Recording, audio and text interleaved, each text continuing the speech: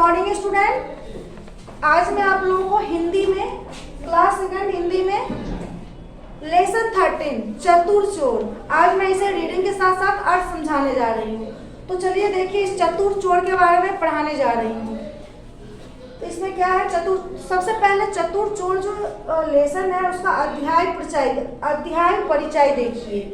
क्या है, इस अध्याय में लेखक ने एक कहानी के माध्यम से यह दर्शाया है कि मुसीबत की घड़ी में व्यक्ति चतुराई का उचित प्रयोग करके मुसीबत को टाल सकता है। इस चतुर चोर, इस कहानी का ये है इसमें अध्याय परिचय में बेटा, जो यदि आप अपने बुद्धि का सही इस्तेमाल करते हैं तो आप किसी भी मुसीबत से बच सकते हैं। तो चलिए इस चैप्टर को देखिए, इसमें रीडिंग, तो पहले रीडिंग करवाते हैं। आप लोग बुक रखिए अपने अपने पास। रीडिंग में देखिए क्या है, जिसे हम आजकल पटना नगर कहते हैं उसका पुराना नाम पाटलिपुत्र था, जिसे हम लोग पटना बोलते हैं। आज बिहार की राजधानी कहाँ है? पटना। तो जिसे हम लोग आजकल पटना बोलते हैं, तो वो पहले क्या था, उसका क्या पुराना नाम क्या था? पाटलिपुत्र। वहाँ एक सेठ रहता था। उस समय सिक्के सोने के बने होते थे। वहाँ पे कौन रहता था बेटा? एक सेठ रहता था, और वहाँ पे जो सिक्के होते थे वो किसका होते थे? तो सोने का सिक्के होते थे। ओके। सेठ के पास रुपया पैसा बहुत था, वह नगर सेठ था। राजा भी नगर सेठ को बहुत मानता था। एक बार सेठ के घर में चोरी हो गई। राजा के सिपाहियों ने भाग-दौड़ करके चोरों का पता लगा लिया, और एक दिन राजा के सामने 4 चोर पकड़कर लाए गए। उनके पास से सेठानी का बहुमूल्य सोने का हार बरामद हुआ था। अब इसमें ये कह रहा है बेटा, वहाँ पे क्या था, वहाँ पे सोने के सिक्के, उस टाइम में क्या था, सोने के सिक्के बने होते थे। सेठ के पास रुपया पैसा बहुत था। वह नगर जो था वो क्या था? सेठों का नगर था। राजा भी नगर सेठ को बहुत मानता था। और एक बार क्या हुआ, उस नगर में चोरी हो गया सेठ के घर। जब सेठ के घर चोरी हो गया तो राजा ने अपने सिपाहियों से कहा कि तुम जाओ, देखो चोरी किसने किया है। सेठ के घर चोरी कैसे हो गया, और सेठ की जो बीवी है उनका हार किसने चुरा लिया। फिर सिपाहियों ने क्या किया, खोजबीन शुरू किए। तो क्या हुआ, बहुमूल्य सोने का हार बरामद हुआ। जब सिपाही ने बहुत भागदौड़ किया, पता लगा लिया, और एक दिन राजा, और उसने जब सिपाही ने बहुत छानबीन किया, बहुत भागदौड़ किया, तो उन्होंने 4 चोर को पकड़ के लाया, जिसके पास से वो सेठानी, सेठ की जो बीवी थी, उनका हार खोया हुआ था। ठीक है। इन चोरों ने ही नगर सेठ के यहाँ चोरी की है, यह बात सत्य सिद्ध हो गई। राजा को जब पक्का विश्वास हो गया कि यही चारों चोर ने सेठानी का हार चुराया है, तब उन्होंने क्या सोचे, उन्होंने उन चारों चोरों को दंड देने के लिए सोचे। अब क्या हुआ, पहले तो शक था, लेकिन जब हार बरामद हुआ उन चोरों के पास से, तो राजा को पक्का यकीन हो गया, और उन्होंने चारों को दंड सुनाए। दंड में क्या सुनाए, चारों को मौत की सजा दी जाए, चारों को फांसी की सजा दी जाए। ठीक है। अब एक दिन क्या हुआ, चारों चोर है और इन्हें पहले भी अनेक घरों में चोरियां की है, तो राजा ने आज्ञा दी कि इन चारों को फांसी पर चढ़ाकर मृत्यु दंड दिया जाए। तो राजा ने क्या आदेश दिए, जो ये चारों चोर हैं और इन्हें फांसी पे चढ़ा के मृत्यु दंड दिया जाए, मौत की सजा सुना दी उन्होंने। चारों चोर फांसी घर में लाए गए, और एक एक करके तीनों चोरों को मृत्यु दंड दे दिया गया। और क्या हुआ बेटा, जब उसे फांसी के घर में लाया गया, और एक एक करके 4 चोर थे, तो एक एक करके तीनों को फांसी पे चढ़ा दिया गया, और उसे मौत की सजा दे दी गई। लेकिन चौथा चोर जो था वो बहुत चालाक था। उसने सोचा मौत तो मिलेगी ही। देखो पढ़ के सुनाते हैं। ठीक है। एक एक करके मृत्यु दंड दे दिया गया। इसी बीच चौथे चोर ने सोचा मृत्यु तो समीप है, क्यों ना एक बार प्राण रक्षा का उपाय किया जाए। उन्होंने क्या सोचा, जो कि अब मौत तो है ही, 3 चोरों को तो सजा मिल ही गई, चौथा नंबर मेरा है, तो मरना तो है ही, क्यों ना अपना दिमाग थोड़ा सा लगा लूं। तो उन्होंने क्या कि जिससे कि कहीं हो सकता है तो प्राण बच जाए मेरा। तो उसने जल्लाद से क्या बोला, अतः हुआ जल्लादों से बोला। अब जल्लाद किसे कहते हैं, जो हम फांसी पे लटकाते हैं, जो मृत्यु दंड देते हैं वो जल्लाद होते हैं। तुम मुझे फांसी पे चढ़ाने से पहले एक बार राजा से मिलवा दो। उसने जल्लाद से बोला फांसी के घर में, जब तुम मुझे फांसी पे चढ़ाओगे उससे पहले मुझे राजा से मिलवा दो, जो राजा ने मुझे मृत्यु दंड की सजा दी है। तो फिर जल्लाद ने बोला, जल्लाद तुम्हें तो फांसी पे चढ़ाकर मारने की आज्ञा हुई है, फिर महाराज से क्यों मिलना चाहते हो? फिर जल्लाद ने बोला, जो तुम्हें तो फांसी की सजा मिली है, तुम महाराज से क्यों मिलना चाहते हो? चोर, मुझे एक बहुत बड़ी विद्या आती है, मरने से पहले महाराज को वह विद्या बताना चाहता हूँ, जिससे वह विद्या पृथ्वी पर बनी रहे। चोर ने बड़ा चालाकी से जल्लाद से बोला, मुझे महाराज से मिलवाओ, क्योंकि मुझे एक ऐसा विद्या आती है जो कि यदि हम मर जाएंगे तो वो विद्या पृथ्वी पर से उठ जाएगी, इसलिए ये विद्या मुझे राजा को बताना है, जिससे कि वह इस पृथ्वी पर वो विद्या बनी रहे और लोगों की कुशल मंगल होती रहे। ठीक है।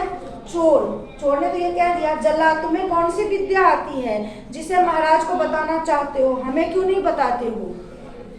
जल्लाद ने फिर बोला, तो तुम्हें ऐसी कौन सी विद्या आती है जो तुम हमें नहीं बताना चाहते हो और महाराज से बताना चाहते हो? फिर चोर, मुझे सोना उगाना आता है। चोर ने जल्लाद से क्या बोला, मुझे सोना उगाना आता है, तुम्हें नहीं, वह तो महाराज को ही बताया जा सकता है। अतः राजा से जाकर कहो, यदि नहीं कहोगे तो धरती से इस विद्या के समाप्त होने का पाप तुम्हें लगेगा, और पता लगने पर महाराज तुम्हें भी मृत्यु दंड देंगे। चोर की यह बात सुनकर जल्लाद डर गए कि कहीं यह सिपाही चोर की बात महाराज को न बता दे। अतः चोर पुनः राजा के सामने लाया गया। महाराज ने चोर से पुनः उनके पास आने का कारण पूछा, तो चोर ने साहस करके सोना उगाने की बात कही। अब जल्लाद ने जब पूछा तो जल्लाद से उन्होंने बताया नहीं, बोला जो तुम जाके हमें सोना उगाने वाली विद्या आती है, और तुम महाराज से जाके बोलो तो हमें सोना उगाने वाली विद्या आती है। यदि तुम महाराज से नहीं बोलोगे तो वो विद्या इस धरती से उठ जाएगी, और तुम्हें भी मेरे तरह, जब राजा को इस बात की पता लगेगी, जो जल्लाद ने हमें मैसेज नहीं दिया, बताया नहीं जो वो चोर क्या चाहता था, तो तुम्हें भी मृत्यु दंड की सजा मिलेगी। तो जल्लाद के मन में भी डर पैदा हो गया। जल्लाद के मन में भी डर पैदा हो गया कि हो सकता है कहीं ये सिपाही जाके न बोल दे तो मुझे भी मृत्यु दंड की सजा न मिले। तो उसने फिर क्या किया,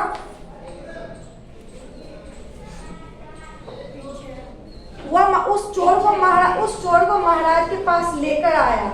जब चोर को महाराज के पास लेकर आया तो उसने, महाराज पूछे, भाई तुम क्यों हमसे मिलना चाहते हो? तो फिर उस चोर ने हिम्मत करके बताया, जो मुझे एक विद्या, सोना उगाने वाली विद्या आती है। राजा, क्या सचमुच तुम सोने की खेती करना चाहते हो? चोर, हाँ महाराज, मैं सोना उगाने की विद्या जानता हूँ। फिर भी उस चोर ने हिम्मत करके बोला, हाँ मुझे सोना उगाने वाली विद्या आती है। राजा मंत्री से, मंत्री जी इसके लिए सोने की खेती करने की व्यवस्था कर दो। मंत्री, जो आज्ञा महाराज। और राजा ने अपने मंत्री से बोले, जो इसके लिए सोना की खेती करने के लिए व्यवस्था करूँ। मंत्री ने बोला, ठीक है, जो हुकुम महाराज, अभी मैं करता हूँ। चोर को राज्य कोष में कुछ सोना मंगवा कर दिया गया। चोर ने सोने को आग में तपाकर सरसों के आकार के छोटे छोटे दाना बनाए और राजा के महल में एक स्थान पर खेत तैयार कराया। दोनों काम होने पर उन्होंने सोना खेत में बोने के दिन की घोषणा कर दी। इस दिन राजमहल में उस खेत के पास महाराज, महामंत्री, धर्म पंडित और नगर के कोतवाल आदि बड़े बड़े लोग एकत्र थे। और उन्होंने क्या किया, वो जो सोना उन्हें दिया गया खेत में बोने के लिए, उसे सरसों के जैसे छोटे छोटे दाने बना लिए। और जिस दिन वो सोना के खेती करने वाला था, उस दिन जो नगर के महान लोग थे, जैसे कि महान लोग में क्या थे, मंत्री, महामंत्री, धर्म पंडित, नगर के कोतवाल, जो भी बड़े बड़े लोग थे, सबको बोले एकत्र रहने के लिए। और सब लोग उस दिन एकत्र थे। एकत्र मीन्स इकट्ठा। महाराज ने कहा, चलो खेत में सोना बो। फिर जब सारे लोग इकट्ठा हो गए तो महाराज ने उस चोर से बोले, अब चलो, अब क्या रह गया, अब तुम सोना की खेती करना शुरू करो। चोर, महाराज, यदि मैं स्वयं सोना बो सकता तो धन चुराने का कार्य क्यों करता? चोर को सोना बोने का अधिकार नहीं है, इसे वह बोए जिसने कभी चोरी नहीं की। सो महाराज आप ही बोने की कृपा करें। उसने चालाकी से क्या बोला, इसे हम नहीं बो सकते हैं। यदि हम सोना की खेती करते हैं तो हमें सोना चुराने की क्या जरूरत होती है। तो ये खेती वही कर सकता है जिन्होंने कभी चोरी नहीं किया हो। कोई ऐसा व्यक्ति है जिसने चोरी न किया हो, चाहे मैं हूँ या आप हो। अब मान लो मैं जब छोटी थी या जब मुझे याद नहीं है, किसी के आम चुरा लिया, किसी की कहीं फूल चुरा के तोड़ ली, कहीं घर में ही कुछ चीज़ सोचे 5-4 भाई बहन है, किसी को ज़्यादा ना मिल जाए तो उसे पहले चुरा के खा लिया, तो चोरी तो मैंने भी किया। चोरी छोटा हो या बड़ा हो, चोरी तो चोरी है। तो वही चीज़ उस चोर ने बोला, जो चोरी कभी नहीं किया हो वही इस चीज़ को बो सकते हैं। तो महाराज मैंने एक बार पिताजी के द्वारा दिए गए दान के रुपये में से कुछ रुपए अपने पास रख लिए थे। तो फिर क्या हुआ, सबसे पहले महाराज ने बोले, वही राजा बोला जो नहीं मैं भी नहीं बोल सकता हूँ, क्योंकि मैंने भी अपने पिताजी के पैसे में से कुछ रुपया चुरा लिया था। चोर तो महाराज ये महामंत्री जी बोले, तो बोले आप ठीक है आपने चोरी किया था तो ये मंत्री जी से बोलिए यही बोलेंगे। तो महामंत्री हम राजकाज करने वाले व्यक्ति भला बिना छोटी मोटी चोरी कैसे बच सकते हैं। अब वो मंत्री भी बोला भाई हम परिवार चलाने वाले हैं तो हम भी थोड़ा छोटा मोटा चोरी तो कर ही लेते हैं, हम कैसे बच सकते हैं। तो चोर बोला तो धर्म पंडित जी इस कार्य को आकर आप करें। तो धर्म पंडित था, तो धर्म पंडित तो भाई चोरी नहीं किया होगा, तो पंडित जी से बोले जो पंडित बैठा था जो आप ही कर दे इस शुभ काम को। तो धर्म पंडित बचपन में मैंने एक बार माँ के द्वारा बनाए पेड़े चोरी से खा लिए थे।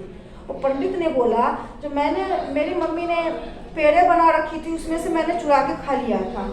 कोतवाल मैंने एक बार धन चुरा कर ले जाते हुए चोर को पकड़ा था, वह डर के मारे सारा धन मुझे देकर भाग गया। वो जो कोतवाल जानते हो जो रात को पहरा देता है, गाँव सब में भी होता है, यहाँ भी होता है। तो वो जो कोतवाल था वो बोला जो एक बार मैंने रास्ते में चोर को पकड़ा, वो चोर सारा धन मेरे पास ही चुराया हुआ रख के भाग गया, तो मैं भी नहीं कर सकता हूँ। तो चोर ने बोला तो महाराज जब सभी चोर हैं तो मुझे ही चोरी के अपराध में मृत्यु दंड क्यों। यहाँ पे जब सब चोर हैं तो सिर्फ मुझे ही फांसी क्यों। वो अपने क्वेश्चन पे आ गया क्योंकि उसे तो मौत की सजा सुनाए थे जो तुम चोर हो। राजा चोर की चतुराई से प्रसन्न हुआ और उसकी चतुराई देखकर उसे अपने यहाँ नौकर रख लिया। राजा उसकी बुद्धि से प्रसन्न हुए, खुश हो गए जो और उसे अपने यहाँ नौकर रख लिए। इस प्रकार चतुराई से उसकी जान भी बच गई, नौकरी भी मिल गई, और क्या चाहिए। तो इस कहानी का मोरल यही है जो यदि हम अपने बुद्धि का सही टाइम पे प्रयोग करते हैं तो हम कोई भी कठिन मुसीबत से बच सकते हैं। अब इससे कठिन मुसीबत क्या आएगा, जो कि उसे फांसी की सजा सुनाई गई। 4 चोर थे, 4 में से 3 को मौत दे दिया गया, फांसी पे लटका दिया गया, लेकिन इसने अपने बुद्धि से मौत के मुंह से निकल आया। तो इस कहानी का मतलब यही है, हमें अपने बुद्धि का सदा ही उपयोग सही टाइम पे करना चाहिए। बाकी आपको नेक्स्ट क्लासेज में करवाऊंगी। Thank you.